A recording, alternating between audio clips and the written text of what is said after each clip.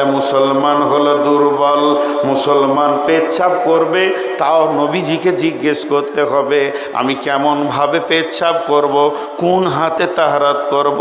মুসলমানের মুখে যদি থুতু আসে ডান দিকে ফেলবো না বাম দিকে ফেলবো, নামাজের ভিতরে থুতু এলে কি করব? এরা নিজেরা স্বাধীন নয়, এরা পরাধীন। আল্লাহ যেটা বলবেন, নবীজি যেটা বলবেন, তার বাইরে এদের চলার ক্ষমতা নাই। এই বস বস বস বস। আমার বুড়োর ছবি নিতে এসেছিস, যখন ইয়ং ছিলাম ছবি দেওয়ার লেগে দৌড়ে বেড়াচ্ছিলাম, তখন কোথায় ছিল?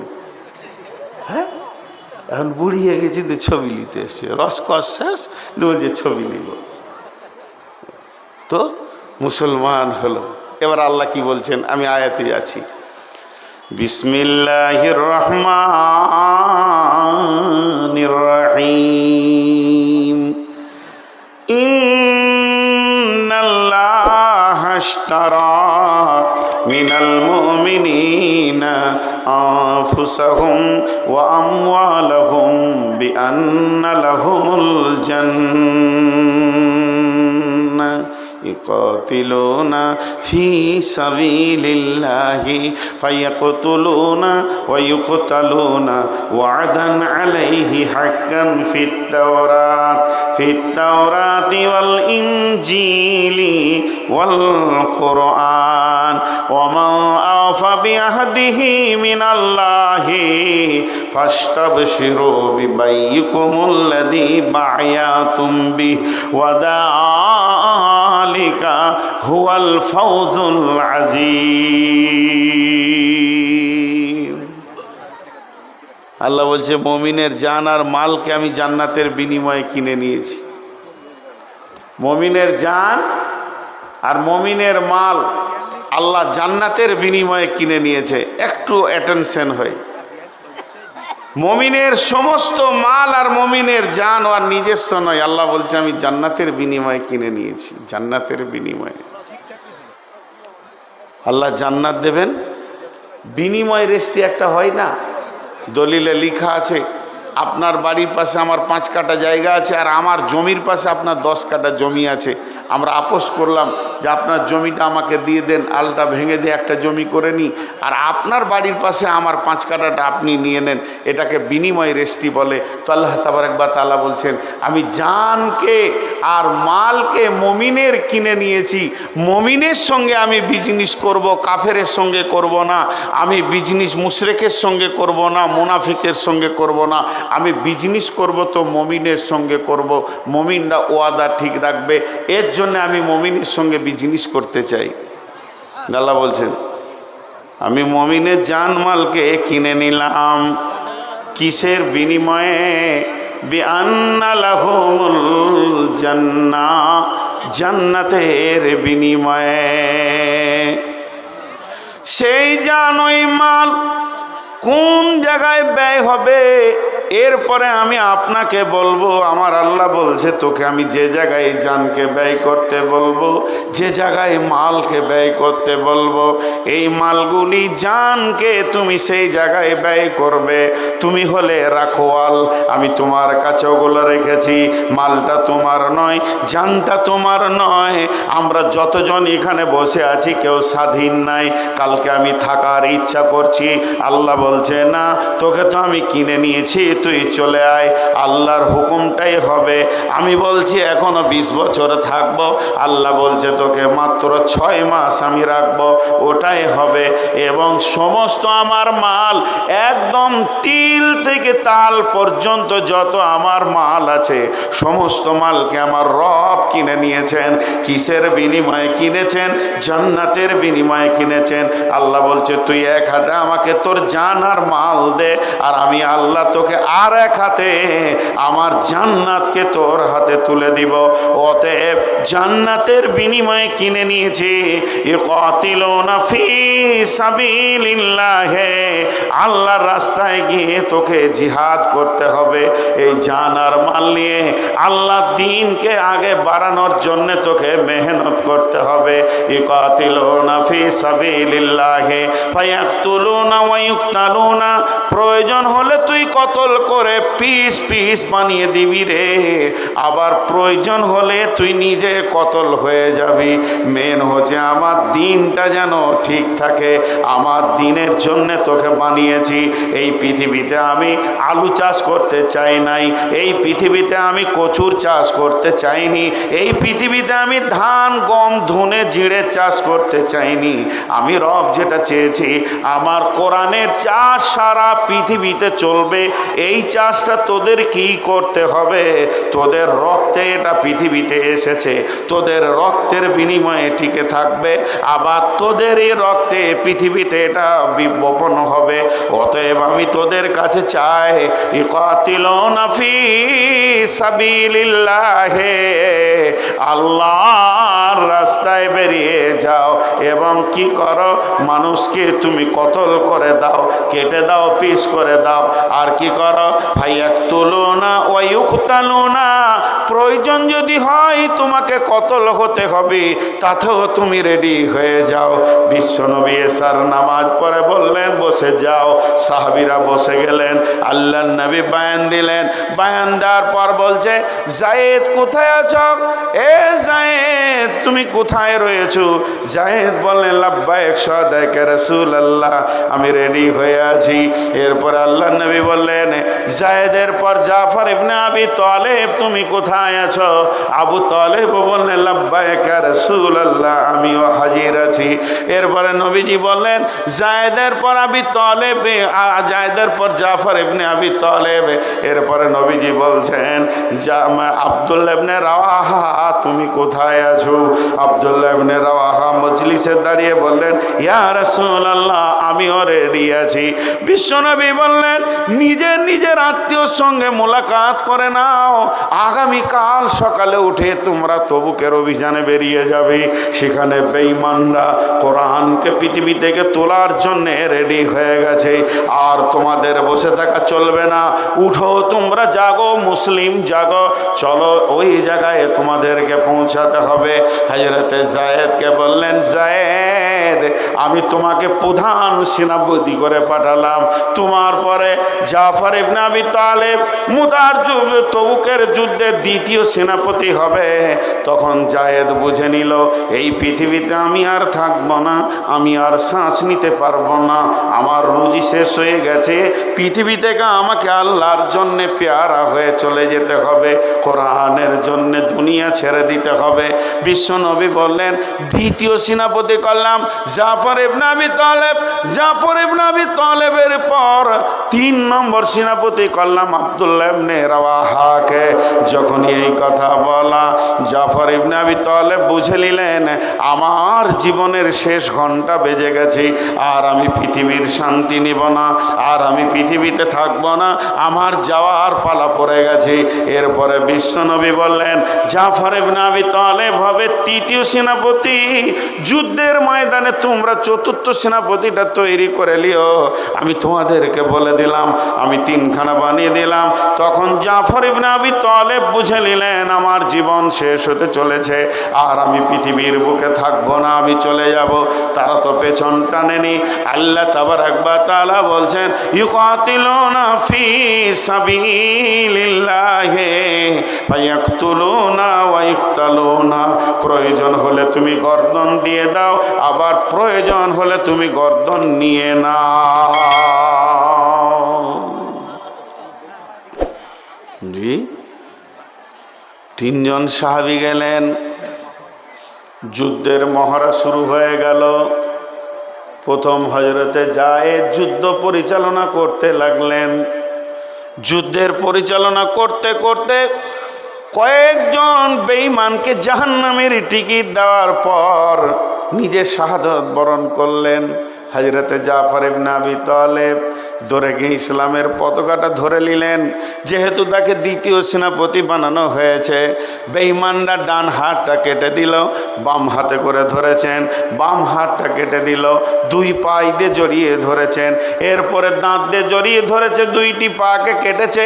হযরতে উবাদা রাদিয়াল্লাহু তাআলা আনহু দেখছেন মানুষ নাই, কিন্তু ইসলামের পতাকা কেন মাটিতে পড়েনি, ওপর দিকে পথ পথ করে উঠছে।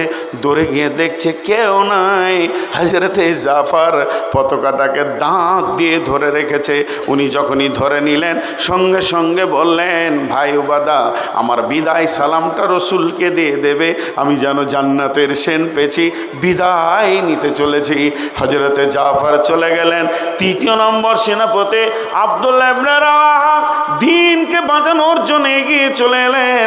তারা জানে আমাকে জান দিতে হবে, আমি মুসলমান, আল্লাহর কালামের জন্যে আমার জান দিতে হবে। তিনি ঝাঁপ দিয়ে এসে পৌঁছে গেলেন। বন্ধুরে আমার, তিনিও আল্লাহর পেয়ারা হয়ে চলে গেলেন। আল্লাহ তাবারাক ওয়া তাআলা এরই জন্যে বলছেন, ও বিলকুমারীর মুসলমান, তোদের জান আর তোদের মালকে আমি জান্নাতের বিনিময়ে কিনে নিয়েছি। মাথা ঠিক আছে? হ্যাঁ, মানুষ পাগল হয় কি এরকম পাগল হয়? আমি জান্নাতের বিনিময়ে কিনে নিয়েছি। তাহলে চিন্তা করেন, আজকে আমরা জানমালকে কোথায় রেখেছি? আমরা ভাবছি আমার মাল। কে বলেছে আমার মাল? মাল তো আল্লাহর, আমি রাখোয়াল। মাল তো আল্লাহর, আমি রাখোয়াল। আমার কি কোনো ক্ষমতা আছে? ভাইরা আমার, আল্লাহ তাবারাক ওয়া তাআলা বলছেন, বিসমিল্লাহির রহমানির রহিম, ইয়া আইয়ুহাল্লাযীনা আমানু হাল আদুল্লুকুম আলা তিজারাতিন তুনজিকুম মিন আযাবিন আলীম তুমিনুনা বিল্লাহি ওয়া রাসূলিহি ওয়া তুজাহিদুনা ফি সাবিলিল্লাহি বিআমওয়ালিকুম ওয়া আনফুসিকুম যালিকুম খায়রুল লাকুম ইন কুনতুম তা'লামুন। আজকে আমাদের অবস্থা কি? ইসলাম পচে যাক, আমি যেন ভালো থাকি, অক্ষত থাকি। হ্যাঁ, মাজ আর মুমাব্বাজ দুই ভাই। আমি কয়েকটা জিহাদের ছোট ছোট ঘটনা আপনাদের কাছে শোনাবো। মাজ আর মুমাব্বাজ দুই ভাই। জি, আল্লাহর নবী এসে বলছেন, ইয়া রাসূলুল্লাহ, আমাদেরকে জিহাদের পারমিশন দেওয়া হোক। ইয়া রাসূলুল্লাহ, ইয়া হাবিবাল্লাহ, আমাদেরকে জিহাদের পারমিশন দেওয়া হোক। বিশ্বনবী মসজিদে নববীতে একটা দাগ টেনে দিয়ে বললেন, যদি তোমরা এই দাগের বারাবার হও তবেই তোমাদেরকে নেওয়া যাবে। হযরতে মাজ গিয়ে দেওয়ালে দাঁড়িয়ে গেলেন। এবার ও করেছে কি, দাগ থেকে নিচে হয়ে গেছে, কিন্তু গোড়ালিটাকে তুলে মাথাটাকে জোর করে তুলছে বুড়ো আঙুলের ওপরে ভর দিয়ে। আল্লাহর নবী নিজের দিকে তাকিয়ে হাসছেন। বলছে, বলো এখন। উনি বলছেন, ইয়া রাসূলুল্লাহ, দাগের বারাবার হয়েছে কিনা? নবীজি বলেন, তুমি তো গোড়ালি তুলেছ, আচ্ছা ঠিক আছে, চলো, তোমার দিল বড় মজবুত আছে, কবুল। মুমাব্বাদ বলছে, রাসূলুল্লাহ, ইয়া রাসূলুল্লাহ, মাছকে নিলেন, আমাকে যদি না নেন আমি তো একা পড়ে যাব, জান্নাতে চলে যাবে, এটা কেমন করে হয়? বিশ্বনবীকে তখন বলছেন, মুমাব্বাদ, আপনি মাছকে নিলেন কেন? তখন বলে, আচ্ছা ঠিক আছে, তুমি আর একটু বড় হও, তোমাকে এর পরে তোমাকে একটা সুযোগ দেওয়া হবে। তখন মুমাব্বাদ বলছেন, ইয়া রাসূলুল্লাহ, মাছকে বলেন আমার সঙ্গে লড়াই করবে, যদি ওকে তুলে আছাড় না মারতে পারি তাহলে আমাকে নিবেন না। বলে, ঠিক আছে, তোমরা দুইজনে লড়াই করো, যে জিতবে তাকেই নেওয়া হবে। মাছের গলাটাকে মুমাব্বাদ ধরেছে, কানে কানে ফিস ফিস করে বলছে, ভাই তুই তো বড় ভাই, আমি হলাম ছোট ভাই, তুই আগে জান্নাতে চলে যাবি, আমি পেছনে পড়ে যাব, এটা কেমন করে হয়? তুই আমাকে ছেড়ে কেমন করে জান্নাতে থাকবি রে? একসঙ্গেই তো ঘোরাফেরা করি। তাহলে একটা কাজ কর, তুই আমাকে তুলে একটা আছাড় মেরে দে, তারপরে তুই সুযোগ দিবি, শরীরটা ঢিল করবি, আমি তুলে তোকে একটা আছাড় মারবো, তুই একবার আমাকে মারবি, তোকে একবার আমি মারবো। বিশ্বনবী কি ফাইসালা দেয় দেখবো। ঘটনা তাই ঘটলো, মাছ মুআব্বাজকে তুলে একটা আছাড় মারলো, পাল্টা সাহাবীরা মোহাম্মদ মাছকে ধরে একটা আছাড় মেরে দিয়েছে, দুইজন ধুলো মেখে দাঁড়িয়ে আছে। বিশ্বনবী বলছেন চলো তোমাদের দুইজন কি পারমিশন দেওয়া হলো? এবার তারা দুইজন কাঁধে তালোয়ার নিয়ে ওহুদের প্রান্তে চলে গেছে। ওহুদের প্রান্তে ঘুরতে ঘুরতে কাকে পাবো কাকে পাবো, দুই ভাই বলছে আবু জাহেলকে দুনিয়া ছাড়াবো, রসুলকে বড় কষ্ট দিয়েছে আবু জাহেল। আমি মায়ের কাছে শুনেছি, আব্বার কাছে শুনেছি আবু জাহেল বড় কষ্ট দিয়েছে।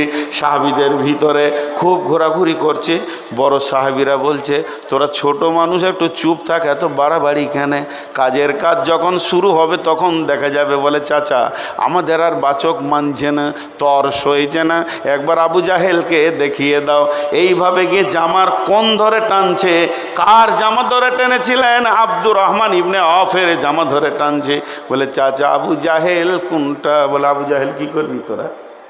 জানিস কত বড় বীর, কি করবি তোরা? বলে ওইটা কি খাবো, ছোটোখাটো খাবো না। আল্লাহ যখন বলল, আব্দুর রহমান ইবনে আওফ বলছে ওই যে ঘোড়ার ওপরে যে মাস্তানটা সিনা উঁচু করে বসে আছে ওটা আবু জাহেল।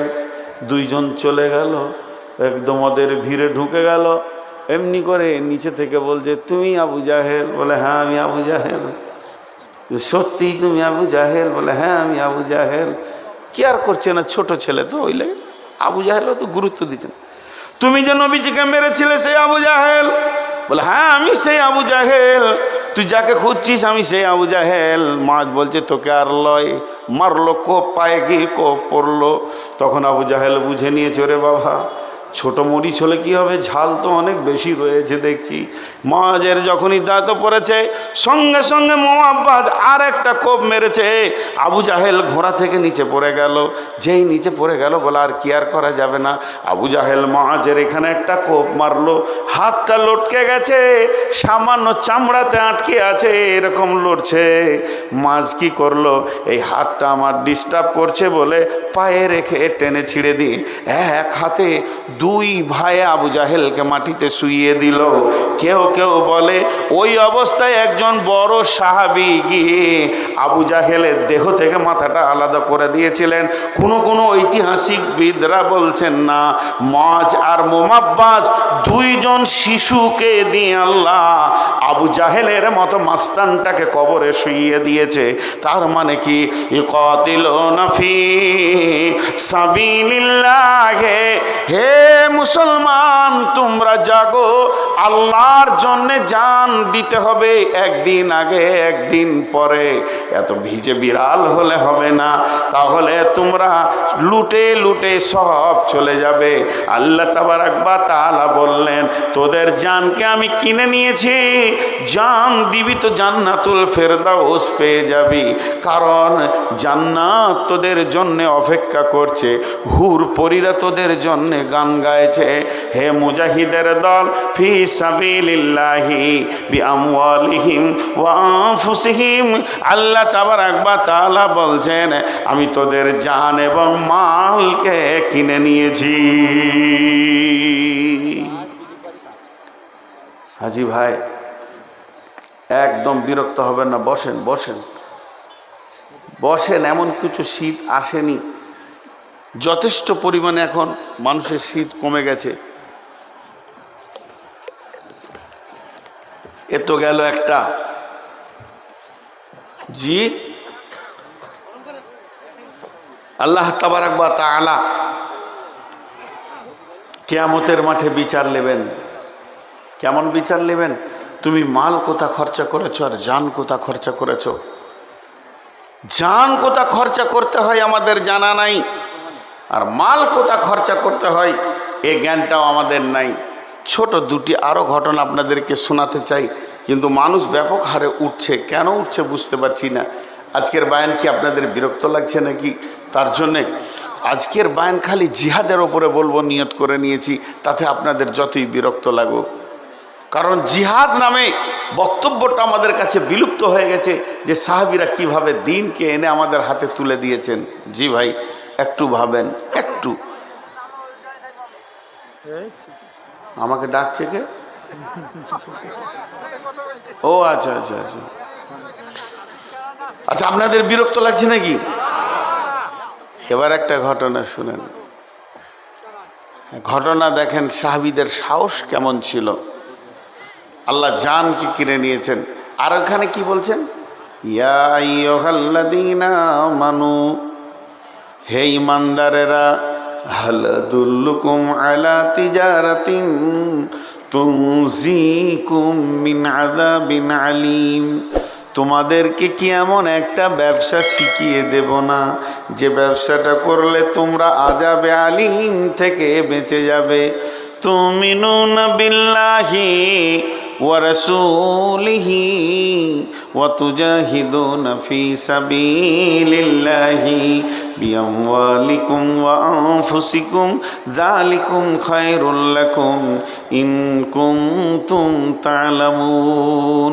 তোমরা আল্লাহর রাস্তায় বেরিয়ে যাও, নিজের জান আর নিজের মালকে নিয়ে ঝাঁপ দিয়ে পড়ে যাও।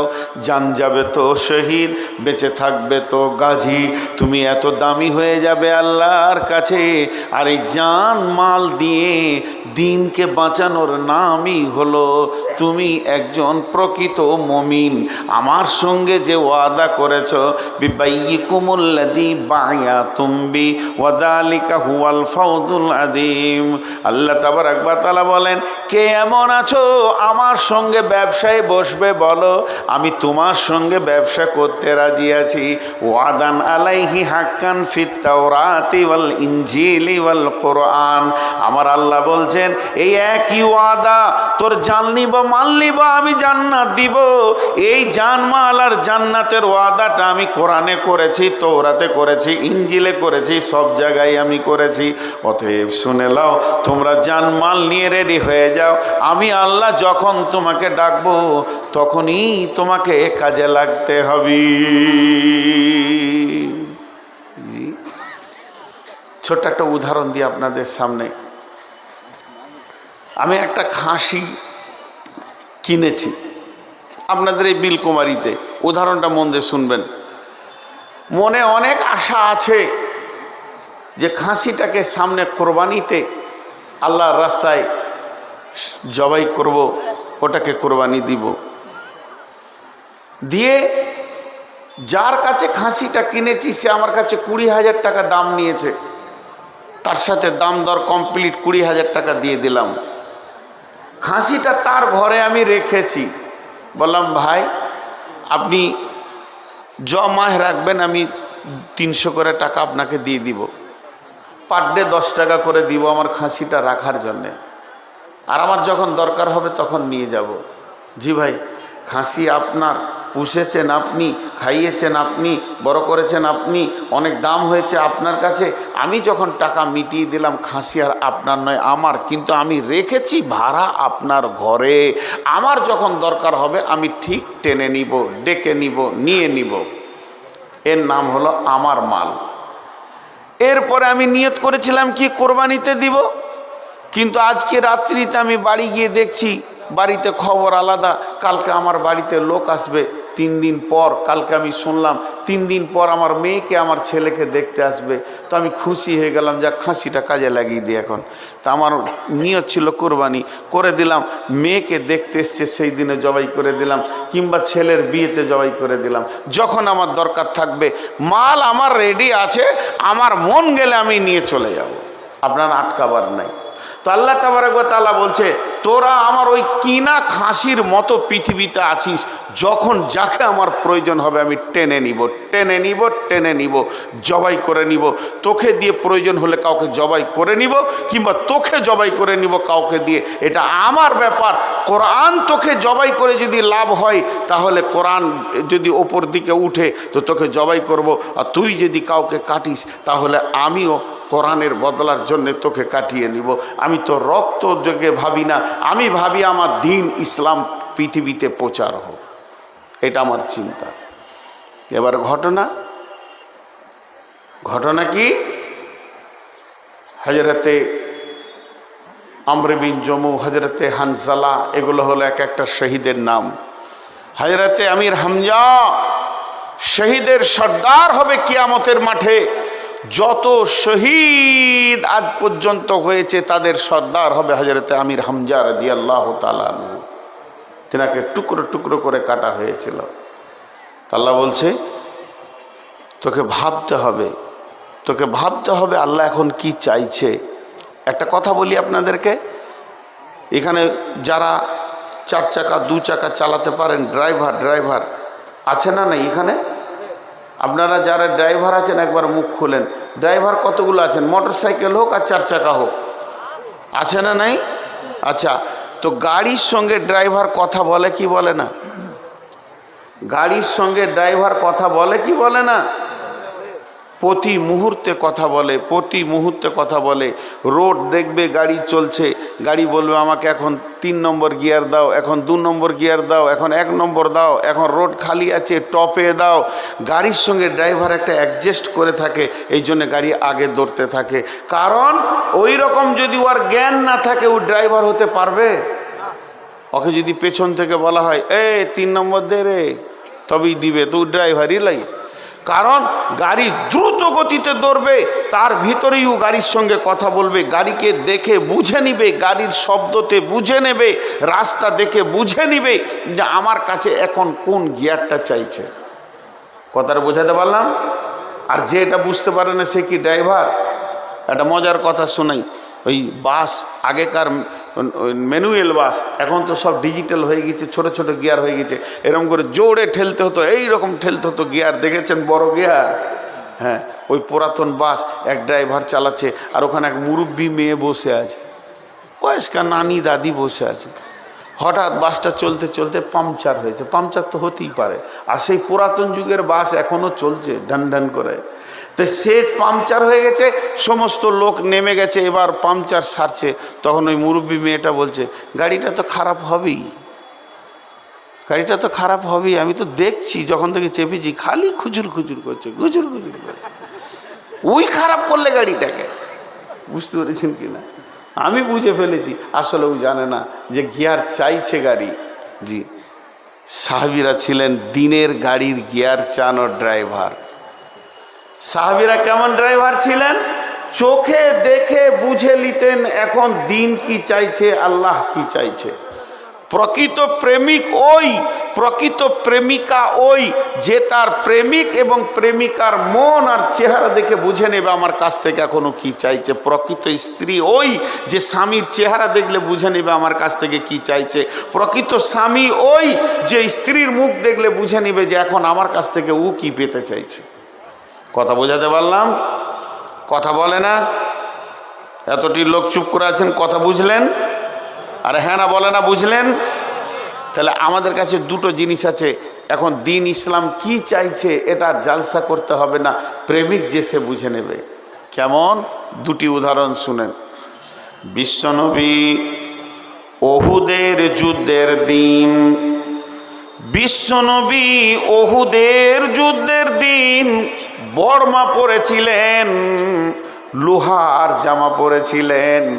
লোহার জামা যেগুলো হয় দেখবেন হাজারদুয়ারিতে আছে, ওই লোহার জামা পরেছিলেন। গোটা শরীরটা তার ভারী হয়ে গেছিল, মাথায় একটা হেলমেট নিয়েছিলেন লোহার, এর জন্যে রসুলের ওজনটা অনেক বেশি হয়ে গেছিল। স্বাভাবিকতা থেকে বেশি হয়ে যাওয়ার কারণে রসুল চলাফেরা করছে, যুদ্ধ পরিচালনা করছে, কোন দিকে কাকে পাঠাবো, কোন দিক থেকে খবর নিব যে বেঈমানেরা কোথা রয়েছে। নানা রকম নবীজি চিন্তা করছেন। সামনে একটা উঁচু পাথর রয়েছে, বিশ্বনবী ভাবছেন এই পাথরে যদি আমি একবার উঠতে পাই, এই রাস্তাটা যদি আমি হাঁটতে পাই, তাহলে কাফেরদেরকে পরিলক্ষণ করে নেওয়া হবে তারা কোন জায়গায় কি অবস্থায় আছে। কিন্তু নবীজির শরীরটা এত ভারী হয়ে গেছে, স্বাভাবিক পাথরে উঠতে পারবে না, পাথরের কাছে যেছে আর আসছে। এই দৃশ্যটা কে দেখেছেন? কে দেখেছেন? কে দেখেছেন? হযরতে তালহা রাদিয়াল্লাহু তাআলা আনহু দেখেছেন। বিশ্বনবী তালহাকে ডাকেনি, বিশ্বনবী তালহার কাছে যুক্তি নেননি যে পাথরে কেমন করে উঠব। তার ব্রেন বলছে নিশ্চয়ই নবীজি পাথরটার উপরে উঠলে আমাদের দিনের অনেক লাভ হবে। তবে পাথরটাতে উঠতে গেলে কি করতে হবে? নিচে আর একটা ছোট পাথর লাগবে। এই নিচে যে ছোট পাথরটা লাগবে ওইটাতে পা দিলে তারপরে পাথরে উঠা যাবে। তাহলে এখন পাথর খুঁজে বেড়াও ময়দানে, কোথা খালি পাথর একটা পড়ে আছে সেটাকে তুলে নিয়ে এসো, তারপরে ওখানে দাও। কিন্তু বন্ধুরে, তালহা না তা করে তালহা কি করলেন?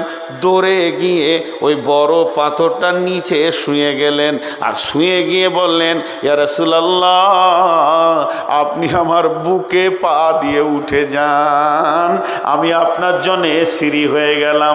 যেই বিশ্বনবী শুয়ে গেলেন আর আল্লাহ হযরতে তালহা শুয়ে গেলেন, আর বিশ্বনবী তালহার বুকে পা রেখে পাথরটাতে উঠলেন। আর তখনই নবীজির মুখ থেকে বের হলো, তালহা রে, তুমি নিজের জন্যে জান্নাতকে ওয়াজিব করে নিলে। চিন্তা করেন, তালহা বুঝে ফেলেছিল যে এখন আমাকে শুতে হবে। তারপরে কি হলো? হযরতে তালহা মহড়ায় ঘুরে বেড়াচ্ছে, বিশ্ব নবীকে খেয়াল করে রেখেছে কোন দিকে যেছে না যেছে। এমন সময় পেছন দিকে ঘুরে দেখে রোমান পাহাড়, সেই পাহাড়ে বেঈমানেরা চলে এসেছে। বড় বড় তীর আর বর্ষাকে বিশ্ব নবীকে লক্ষ্য করে রেডি করে ফেলেছে। রসুলের দিকে খেয়াল করতে পারেনি। হযরতে তালহা রসুলকে এইভাবে ধরে নিয়ে পেছন দিকে একটা গর্তের মধ্যে ভরে দিলেন, আর গর্তের মধ্যে ভরে দিয়ে সামনে দাঁড়িয়ে গেলেন আর বললেন, ইয়া রাসূলুল্লাহ, আমি তালহা যতক্ষণ আছি আপনি গর্ত থেকে বের হবেন না। এবার একটার পর একটা বুকে তীর নিতে শুরু করলো। একটা, দুটো, তিনটে, চারটা করতে করতে 180 খানা তীর হযরতে তালহা নিজের বুকে নিলেন। বন্ধুরে আমার, তালহা ঢলে পড়ে গেল, রক্তের বৃষ্টি বয়েছে। এমন সময় কোন কুখ্যাত বেঈমানের পাথর এসে নবীজির হেলমেটকে ফাটিয়ে দিয়ে দাঁত দুটি ভেঙে দিলেন। রসুলের দাঁত পড়ে গেল, রসুলও বেহুশ হয়ে গেলেন। যখন রসুল বেহুশ হয়ে গেলেন, হযরতে আলী ঢালে করে পানি আনছেন, রসুলের মাথা দিয়ে হুঁশ ফিরাবেন। শুধু তাই নয়, এদিকে হযরতে ফাতিমা খেজুর গাছের পাতাকে গোঁড়া করছেন, গোঁড়া করে ক্ষত জায়গায় লাগানোর জন্য রেডি হয়ে গেছেন। চারিদিকে কাজ চলছে। মুনাফিকরা হই করে দিল, নবী নাই, নবী মুহাম্মদ মারা গেছে, পৃথিবী থেকে চলে গেছে, নবী আর নাই। এই বলে তারা ময়দান ছেড়ে দিল। হযরত আলী বাঘের কণ্ঠে এত জোর চিৎকার করলো, রে মদিনাবাসী, তোমরা কান করে শুনে নাও, নবী মুহাম্মদ সাল্লাল্লাহু আলাইহি সাল্লাম এখনো জীবিত আছি। ভাইরা আমার, তারা জানতো যে এখন কি লাগবে। খন্দকের দিন বিশ্বনবী তাবুতে রয়েছেন। হযরতে সাদ বিন মাজ রাদিয়াল্লাহু তাআলা আনহু এতগুলি তলোয়ারকে একসঙ্গে বেঁধে নিয়েছে, রসুলের সিকিউরিটি হয়ে গেলেন। এবং যখন তলোয়ারটা নামালেন, গভীর অন্ধকার, সনসন সনসন বাতাস বয়েছে, হাড় কাঁপানো, এদিকে বৃষ্টি হয়েছে, বিজলিও বইছে। ওই অবস্থায় তার যখন তলোয়ারটা হযরতে সাদ বিন মাজ রাখলেন, ঝানাক করে শব্দ উঠল। বিশ্বনবী তাবুর বাইরে থেকে, সাইড থেকে বলছে, কে গো, সাদ নাকি? বলে, হ্যাঁ আমি সাদ, হাজির হয়ে গেছি। নবীজি বললেন, সাদ রে, অতগুলি তালোয়ারের শব্দ উঠলো, ওগুলো কি তালোয়ার? বলেছি হ্যাঁ। তখন সাদ বলছেন, ইয়া রাসূলুল্লাহ, আমার মতো লাখো সাদের থেকে একটা নবী মুহাম্মদের প্রাণের দাম অনেক বেশি। নবীজি গো, আমি সারা রাত আপনার সিকিউরিটি হওয়ার জন্য চলে এসেছি, কোনো বেঈমানকে আপনার তাবুর কাছে আসতে দিব না। নবীজি বলেন, রে সাদায়, আমার তাবুতে এসে তুই সিকিউরিটির কাজ কর। তাদের বিবেকের চেতনা ছিল, এখন আমার কাজের দরকার কি? কারো যদি বিবেক না খুলে, তাকে জালসা করে খোলানো যাবে না। মানুষ এক দুই করে উঠেন, ভাবছে এবার টাকা চাইবে তো কেটে পড়ি, যান, চলে যান। কিন্তু টাকা আল্লাহর হাতে। আপনাকে ফাঁকা করতে একদিন লাগবে না, আকপিরার শাল দেখেছেন? আখের রস বার করা মেশিনটা দেখেছেন? এরা দেখেনি গো, নদী আলো। খেজুর গাছের রস বার করা মালটা দেখেছেন? আজীব ব্যাপার। আখের রস বার করা মালটা দেখেননি? হ্যাঁ, ওর কয়টা চাকা? তিনটা। তিনটা একই সাইজের? কেন ছোট বড় আছে? মালও ছোট বড় আছে। আখ যে ঢুকবে তার রসও বার করে নেবে, যে ঢুকবে তার রসও বার করে নেবে। রস ওই দিকে যেতে দেবে না, সেই সিস্টেমে ওকে বানানো আছে। জি ভাই, এক ফুটা রস ওই দিকে যেতে দিবে না। তো আল্লাহ পৃথিবীতে তিনখানা মেশিন রেখেছে, হসপিটাল, কোর্ট আর থানা। যত টাকাই করেন নিগড়ে বের করে নিবে, যে তারপরে শুধু খালি হাতে কবরে পাঠাবে। এটা জেনে রাখেন, 1 টাকা কেউ নিয়ে যেতে পারেনি আর নিয়ে যেতে পারবে না। হযরত ওসমান গনি রাদিয়াল্লাহু তাআলা আনহু মদিনার হাটে রয়েছেন, গম বিক্রি করতে গেছেন। ইসলাম জগতের তিনি তৃতীয় খলিফা, দেশের প্রধানমন্ত্রী, রসুলের জামাতা, জুনুরাইন, তাকে 2 নূরের অধিকারী বলা হয়। বিশ্বনবীর প্রথমা মেয়ে জাইনাব, দ্বিতীয় মা মেয়ে হলেন রকেয়ার সাথে বিয়ে হয়েছিল ওসমানের। রকেয়া মরে যাওয়ার পর হযরতে উম্মে কুলসুমের সঙ্গে বিয়ে হয়। 2টি মেয়ে, 1টি শ্বশুর। বিশ্বনবী ওসমানকে কত ভালোবাসতেন, 2টি মেয়েকে তাকে দান করেছেন। এই রকম ব্যক্তিটা মদিনার হাটে নিজে গম বিক্রি করতে গেছেন। এটা হলো গমের গলি, এটা কাপড়ের পটি, এটা মাছের পটি, এটা সবজির পটি। যে পটিতে গম হয় ওই পটিতে হযরত ওসমান কয়েক প্যাকেট মাল নিয়ে গিয়ে দাঁড়িয়ে আছেন। আর এমন সুন্দর, এমন সময় বড় বড় পাইকার ব্যাপারী আসছে, বলছে কত দাম নেবেন? আমিরুল মুমিনিন কত দাম নেবেন? একটু ঘুরে এসো। কত দাম নেবেন? একটু ঘুরে এসো। সবাইকে বলছে একটু ঘুরে এসো, একটু বেলা হোক, বেচতে এসেছি, বেচবো। ঠিক এমন সময় মরুর প্রান্তে বহু দূর থেকে মরুভূমির বুক চিরে একটা দল আসছে। তারা এত গরিব, তাদের পাছায় মাত্র সামান্য একটু কাপড়, তাদের মেয়েদের একটু পাছাতে আর একটু বুকে কাপড়, বেশি কাপড় নাই। তাদের চোখগুলো ঢুকে গেছে, হাড়গুলো পরপর পরপর গুনে দেওয়া যাবে। কখন খেয়েছে জানে না, খাবার ডেটটাও তারা ভুলে গেছে। শুধু তাই নয়, গায়ে কখন তেল মেখেছে সে খবরও তাদের নাই। মাথা যেন উস্কো খুস্কু হয়ে রয়েছে। তাদের মধ্যে নারী আছে, পুরুষ আছে, শিশু আছে, বৃদ্ধ আছে। হযরতে ওসমান দেখে নিলেন, দাঁড়াও, চলো গামছা পাতো, এই লাও তুমি 100, এই লাও তুমি, তোমরা কজন? 3 জন, লাও ধরো। একটা করে দেয়। আর তারা বিদায় হতে শুরু করে। আবার একটা গমের প্যাকেট নিয়ে আসে, আবার দেয়, আবার বিদায় হতে শুরু করে। এই দিতে দিতে দিতে দিতে দিতে দিতে সমস্ত মালগুলি তারা আবার মরুভূমির বুক চিরে যেতে শুরু করেছেন। যখন তারা রিটার্ন যেতে শুরু করেছে, তখন ওই বেঈমান কাফের যারা ছিল, যারা আপনার কিনা বড় বড় ব্যাপারী ছিল, তারা এসে বলছে, ও নবীর জামাতা ওসমান, তারা কত দাম দিয়েছে যে তাদেরকে আপনি মালগুলো দিলেন, আমাদেরকে দিলেন না? তারা তো ঠিক মতো খেতে পায় না, পরনে তো ঠিক মতো কাপড় নাই, না আছে তাদের শরীরে কোনো তেল। এরা কত দাম দিয়েছে একবার বলেন? হযরত ওসমান বললেন, আজকের বিজনেসটা আমি মানুষের সঙ্গে করিনি, আমি আল্লাহর সঙ্গে করেছি। আমি জান্নাতের বিনিময়ে গমটা বিক্রি করেছি রে ব্যাপারীর দল। তোমরা গোটা পৃথিবী বিক্রি করে জান্নাতের একটা ইট কিনতে পারবে না। তাই আমার আল্লাহ বলেন, হে মানবকল, পৃথিবীর বুকে তুমি বিচরণ করছো, কিন্তু বিবেক দিয়ে দেখে নাও এখন আমাকে কি লাগবে। এই জিনিসটা তোমার বিবেককে জিজ্ঞেস কর। পারো। তোমার কাছে আমার দুটো জিনিস আছে, তোমার জানটা আছে, তোমার মালটা আছে, দুটোই আমি কিনে রেখে দিয়েছি। আর আমার কাছে একটা জিনিস আছে, তুমি কিনে রেখে দিয়েছো, তার নাম হলো জান্নাত।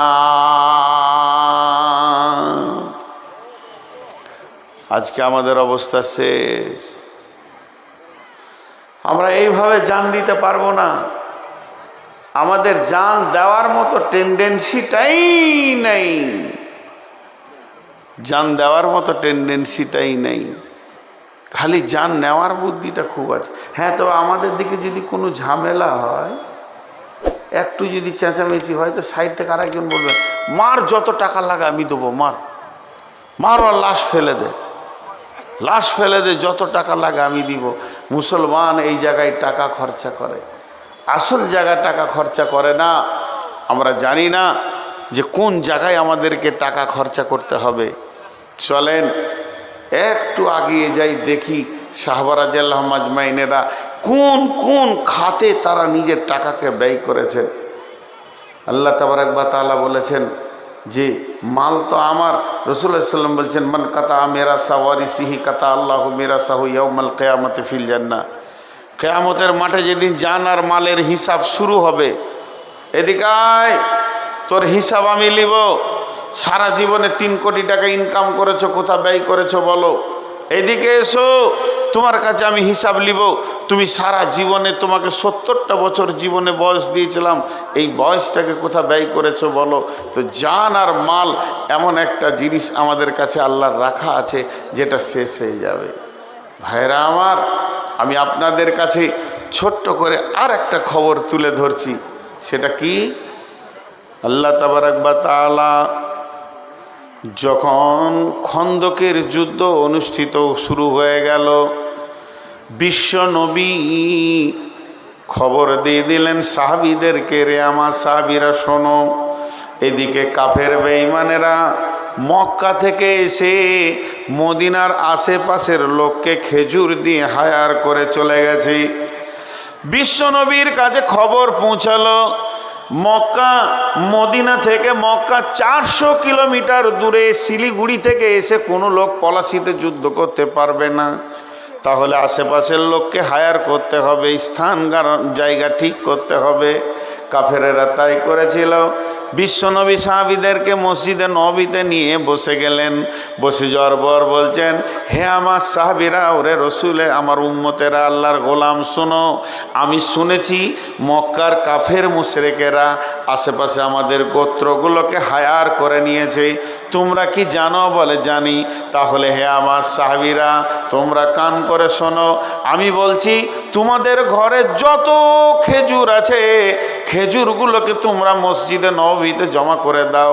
তাদের দেওয়ার আগে আমরা তাদেরকে বন্টন করে দিব। তাহলে আমাদের খেজুর তারা যখন পেয়ে যাবে, তারা গরিব মানুষ, আমাদের মালটা আগে যদি পেয়ে যায়, তাহলে আমাদের দিকে তারা ঝুঁকে যাবে, আমাদের দিকে তারা হয়ে যাবে, তারা আর তাদের হায়ার হবে না, তাদের পক্ষে যাবে না। তখন এরা সাহাবীরা বললেন, ইয়া রাসূলুল্লাহ, এটা আপনার হুকুম না এটা আপনার রায়? যদি আপনার হুকুম হয়, আপনাকে নবী বলে মেনে নিয়েছি, আপনি যা বলবেন তাই শুনে নিব। তবে যদি আপনার মত হয়, তাহলে আমাদের যদি মত দেওয়ার সুযোগ থাকে, ইয়া রাসূলুল্লাহ, আমাদেরকে একটা সুযোগ করে দেন, আমরা মত দিই। নবীজি বললেন, না, এটা আমার আদেশও নয়, আমার হুকুম নয়, এটা আমি আমার মত বললাম মাত্র। তোমরা তোমাদের মত ব্যবহার করতে পারো, তোমরা তোমাদের মত বলতে পারো। সাহাবীরা বললেন, ইয়া রাসূলুল্লাহ, আপনি দোয়া করেন, আপনার দোয়ার আমার আল্লাহর মদদ যদি আমাদের থাকে। বুকে হাত দিয়ে বলছি, মদিনা থেকে একটা খেজুর তো দূরের কথা, একটা খেজুরের আঁঠি পর্যন্ত নিয়ে যেতে বেঈমানদেরকে দিব না। বিশ্বনবী খুশি হয়ে গেলেন, আমার সাহাবীরা রেডি হয়ে গেছে, এরা একটা মদিনার মাটি থেকে খেজুর নিয়ে যেতে দেবে না। আল্লাহর নবী দোয়া করলেন এবং হযরতে সলমান ফার্সির সঙ্গে পরামর্শ করলেন।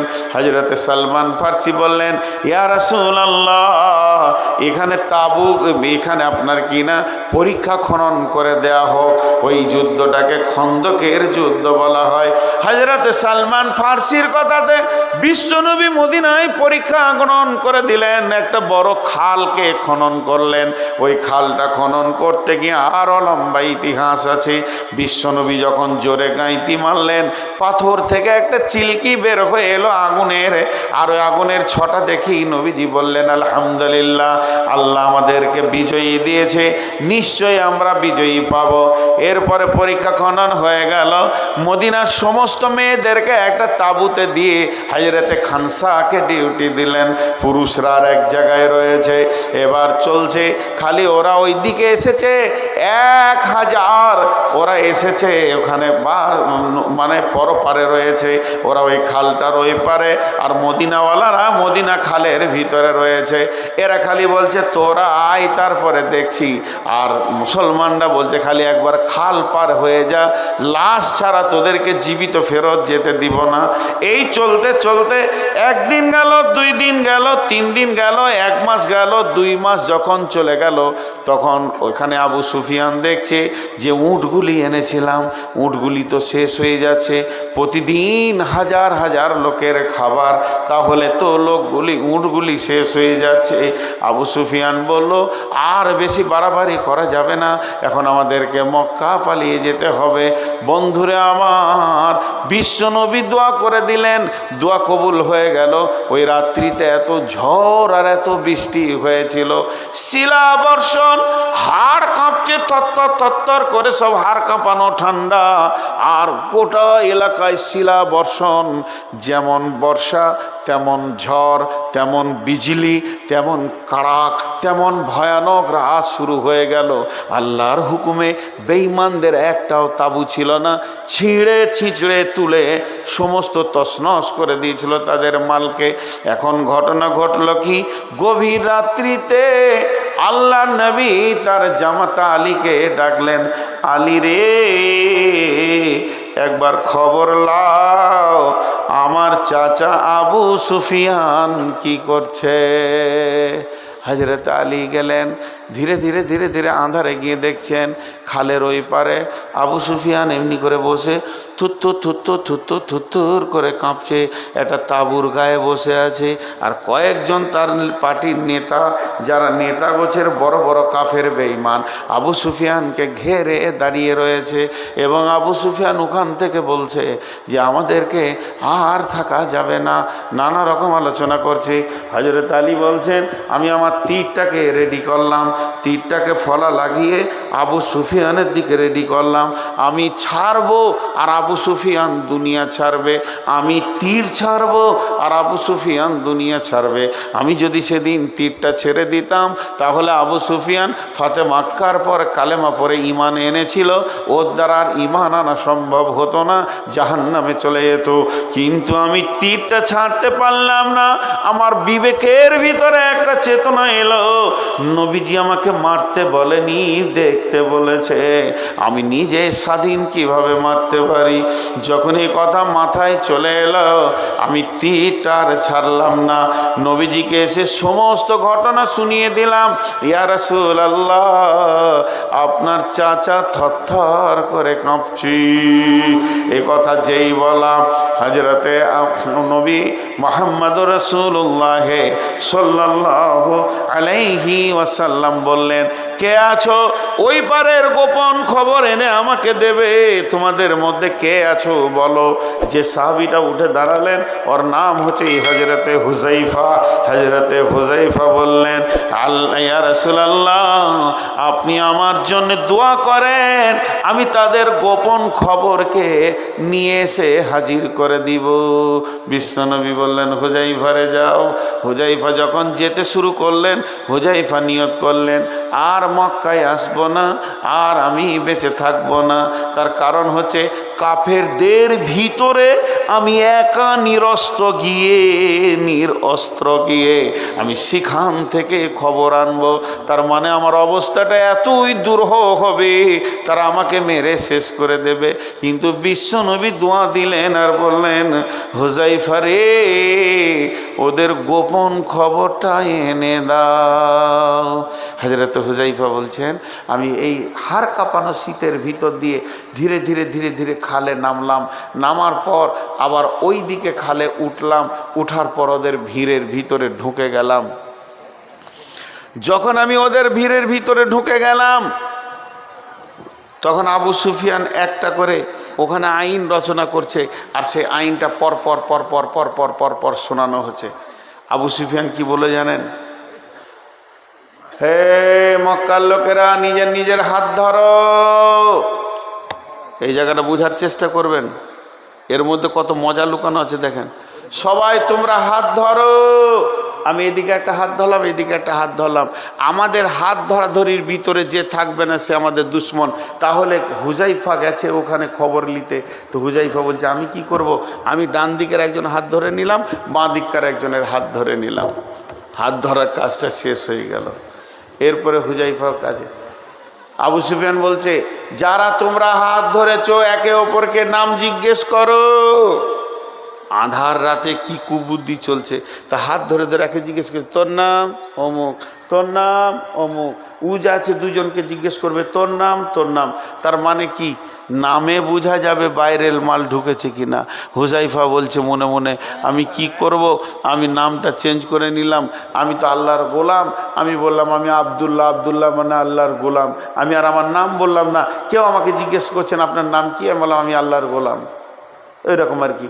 তো বলছে আমি আব্দুল্লাহ। ওরা বুঝতে পারলো না। এরপরে ওরা আবু সুফিয়ান বলছে, একসঙ্গে মক্কায় যেও না, রাস্তায় মান সম্মান থাকবে না, বলবে তোমরা কোথাও হেরে বাড়ি এসেছো। তাতে এক কাজ করো, দুইজন দুইজন দুইজন করে মক্কার দিকে চলতে শুরু করে দাও। আর এখানে থাকা যাবে না, আমরা আর বিজয়ী আনতে পারবো না। শেষ খবরটা শুনে নিয়ে হযরত হুযায়ফা বলছে, আমি হাতটা ছেড়ে দিয়ে আবার আস্তে আস্তে খালে নামলাম, নেমে এইদিকে উঠলাম। যখন মদিনায় আমি আসছি তখন দেখছি বিশ্বনবী একা ওই শীতের ভিতরে মসজিদের দিকে হেঁটে যাচ্ছে। আমাকে দেখে রসুল দাঁড়িয়ে গেলেন, আর মনটা অনেক খুশি হলো। রসুল বললেন, খবর কি? আমি সব খবর দিয়ে দিলাম। আমি রসুলের সঙ্গে মসজিদে নববীতে তার চাদরের সঙ্গে একসঙ্গে বের নিয়েছিলাম। ভাইয়েরা আমার, আজকের আমার টোটাল বক্তব্যটা আমি নিয়ত করেছি যে ইসলামকে কিভাবে সাহাবীরা বিজয়ী করেছে সেটাই শোনানোর জন্যে, কিন্তু মানুষ নিতে পারলো না। এটা ছিল টপ অফ বায়ান। যত জায়গায় এই বায়ানটা করেছি মানুষ খালি ধ্যান দিয়ে শুনেছে। এখন খালি হাসাতে হবে আর মজা করতে হবে। যাই হোক, সেই সাথে রাতও কম হয়নি। যাই হয়েছে, আপনাদের পরবর্তী বক্তা একজন বিখ্যাত আলিম, সুরের ঝংকার রয়েছে মাশাআল্লাহ, তার বায়ান শুনে আপনারা যাবেন। আল্লাহ তাবারাক ওয়া তাআলা আমাদেরকে শোনা আর বলার থেকে বেশি করে আমল করার তৌফিক দান করুন।